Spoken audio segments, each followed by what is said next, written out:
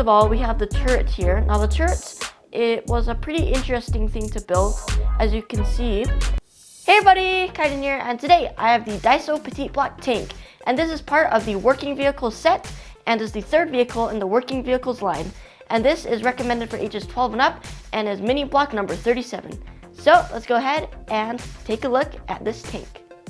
Alright everybody, so this is the Daiso Petit block. Now I'm pretty excited for this because we have a military vehicle here. We have the tank, which is really cool because I've done a bunch of these Daiso Petit blocks. But if you don't know what these little Petit blocks are, these are pretty much like a version of Lego or nanoblock. If you don't know what nanoblock is, this is pretty much Daiso's version of nanoblock. They're very itty bitty tiny pieces, a lot smaller than Lego. So Lego is kind of like the standard brick size, but these ones are itty bitty, like they look like they're little 8-bit pieces. So they're pretty cool. They're just super duper tiny. And on the back, it just shows us some more information. And let's go ahead and open this up. Alright, so the cool thing with a lot of these Daiso Petit blocks here is that it comes with a little resealable bag, and over the time I've collected a lot of these little bags, and I usually put all my spare pieces in here, as well as the little mini builds I do at the end with our spare pieces. Alright, so inside we get our instructions. Let's take a look at that.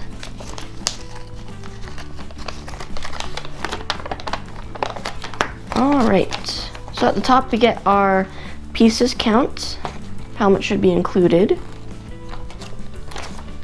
And it looks like we can complete this in about 8 steps, and the 9th step is to show that it is completed. Alright, so let's go ahead and get building.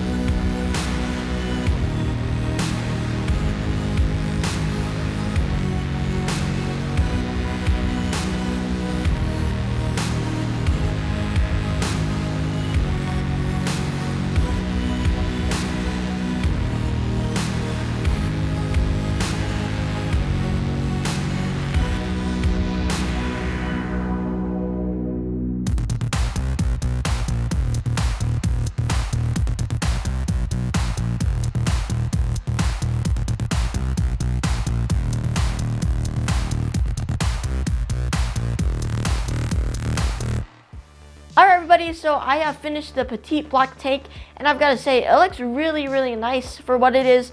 But as me, as a big tank buff, I've got to say, I don't think this is really based off of anything as far as I know. It looks like a funky little, I don't know, some weird prototype of a Chinese or a Russian MBT main battle tank, or maybe even a post-World War II American tank based on the color of green it has. But still, it is really cool. I don't think this is based off of anything, but it still looks pretty awesome, and I'd like to have this on my desk, especially because it kind of looks like a little 8-bit tank. Now let's go over the looks of this tank here. So first of all, we have the turret here. Now the turret, it was a pretty interesting thing to build. As you can see, we had to build up like this because the studs are facing outwards. The reason why they did that was because on the tank here, we have a little ball socket joint on the bottom, which is used to move the turret, which I thought was pretty interesting. The only thing with this though is that there's a weird gap where the turret ring would go right there, and you can kind of tilt it up and down like that because of the ball socket joint, but it's not that big of a deal because I'm not sure how well this will go up if you're trying to play with it rough, especially for smaller kids playing with this, but this could definitely break off. So it's most suggested as not for playing, but mostly for keeping on the desk, which I'm going to of course use it for. It looks pretty cool. And then also at the front here, which I thought was a little bit off, was that we have red lights at the front of the tank. Now, the reason why this is a little bit weird is because the red lights, and I think a lot of people also know this too, is that the red lights are supposed to symbol the tail lights, but they have it in the front. I guess it was just to add in color to make it a little bit cool, but I can live with it. It looks pretty nice. You can of course always just turn it around, but pretty cool design. And also another thing that I saw here was that the tracks are a brown color. Now normally, most of the time, the most common color that you'll see with a lot of the tanks is black, but I do like that they used brown instead for this. Whoops, my bad. We incidentally broke this thing. Good thing it can easily rebuildable. You can just repair this really quickly. Except this rear, there we go. All right, where were we? Ooh, that's definitely going on the blooper reel. But anyways, as we can see here with the tracks, it's a nice brown, and I really like that they use that color with the green. Definitely fits it in. Looks a lot like a forest tank, which is really cool. Now, one thing that I gotta say that really stands out to me is this little sort of engine block at the back. You know, normally with a lot of these MBT, like with a bunch of the turret on top that rotates, you'll see the engine in the back. Now, the thing about this is that this engine is very bulky, and I don't know who's manufacturing this tank didn't know to cover it over with the main hull and have that stick in more.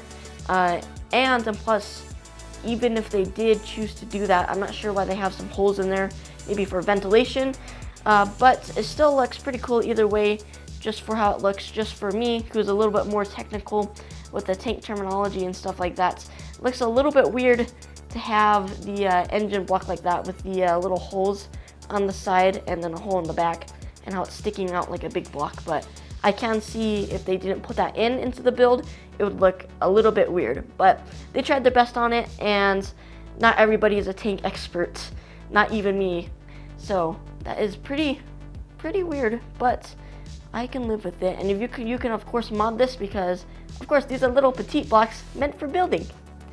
Alright, and at the end of the video, you may have saw that I had little extra pieces left over.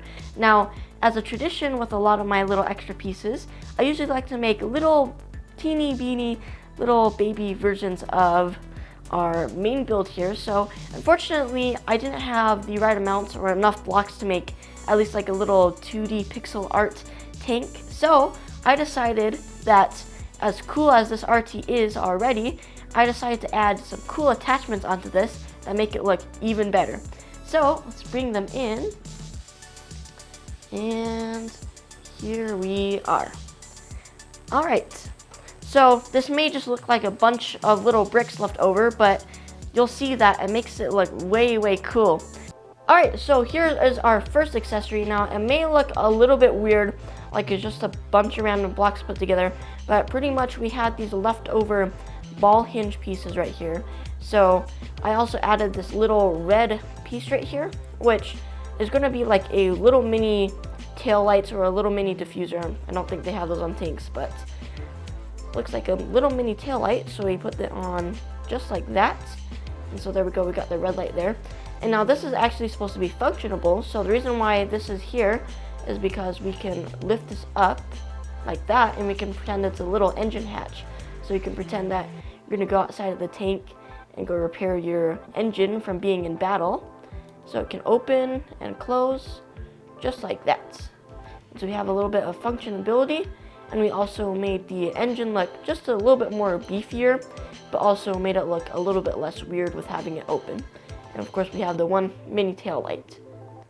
All right, and now next up what we have here, these are just little elbow pieces, like these little macaroni elbow pieces, put on with a little 1x1 circular gray piece. And these go on just like this.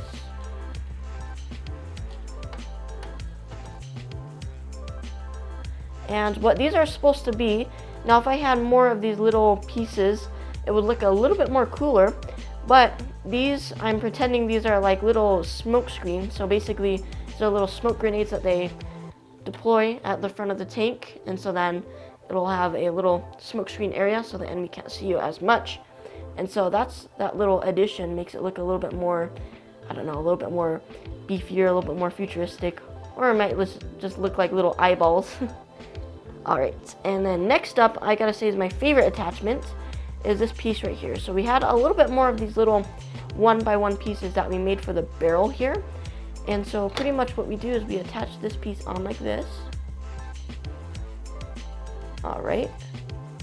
And then what we have right here is we have our little gas block right here, so that when the shell comes out, it'll send the gas back.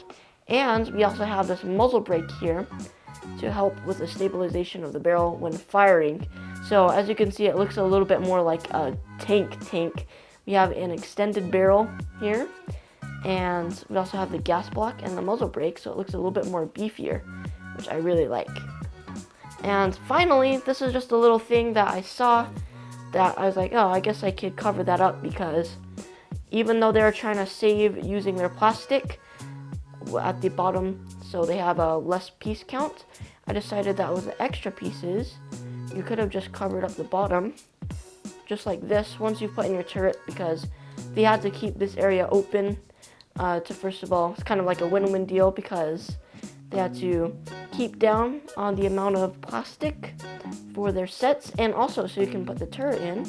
But pretty much what I can do there is that you can cover up. This is just an optional thing that you want to do for this piece right here. Uh-oh, that broke off.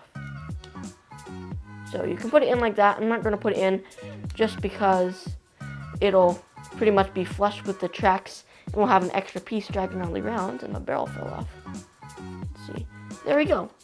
And that is all my extra pieces that I put on. It made the tank look a little bit more cooler with the muzzle brake. I think the muzzle brake is really what makes it look a lot more better. And then also another thing is the functionability of the little engine hatch right here that we can open and close, just like that.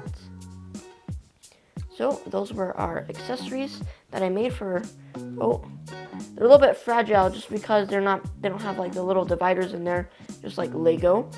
They do have it on some of their pieces, but for these little 1x2s, they do not. So it can get a little bit fragile, which is why these should be kept on as a piece only for your desk or display. Alright everybody, so I think that this was an amazing Daiso Petit block kit, and I can't wait to put this in my little Daiso Petit block edition, because this looks really cool with the modifications off, and even without it, still looks really nice.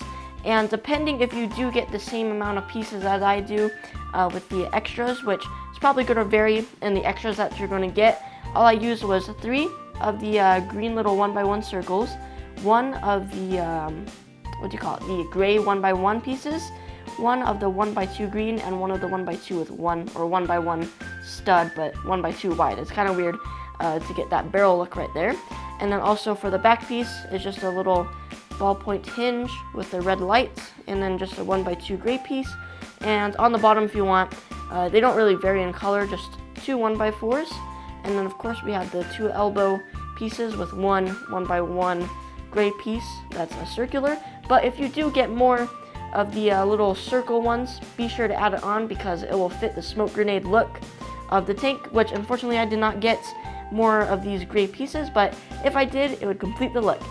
So I hope you guys enjoyed my video. Hope you guys give me a like and subscribe, and thank you all for watching, guys. Bye. Instead for this, whoop.